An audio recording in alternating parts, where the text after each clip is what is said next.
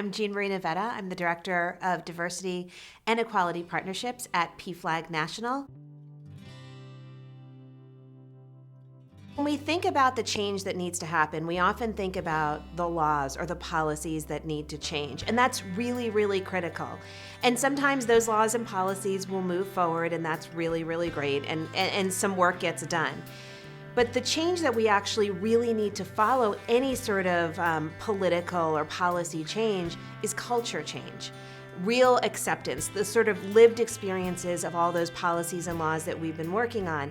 And the bottom line is that you can't sort of legislate that part of it. You have to do the hearts and minds conversation, and the only way to do that is when we share our stories. And we can slowly sort of break down these conversations and say, listen, even if you are a person who identifies as cisgender, I bet that if we talked about it, you can name ways that gender expectations have affected you, sometimes very negatively. And we create kind of this empathetic place where then we can get into conversations about people who immediately identify outside of those norms and in more flexible and more expansive ways.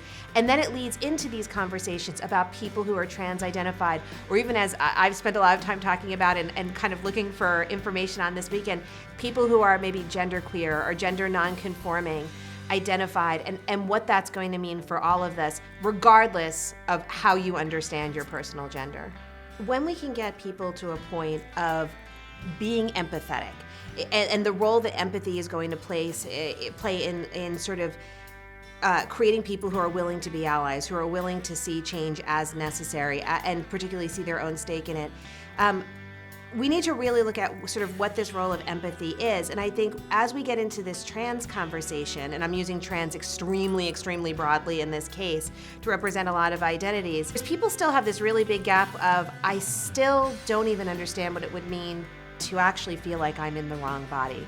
But if we can effectively tell our stories and create sort of common bonds, so maybe somebody can understand what it's like to feel like you've been born into the wrong body or something like that, but we can help them empathize on a level of, I felt like an outsider too.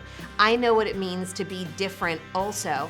I know what it means to want to finally fit in. I know what it means to not want to have fear about various things, about how I'm going to be treated at school or at work.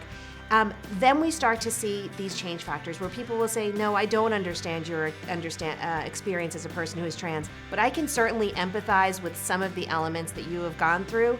And because I can see eye to eye with you on maybe, let's say, being an outsider, it makes me more likely to want to become an ally to you because I needed somebody to support me. No one was there perhaps, and now I want to be the person who's going to be there to support you.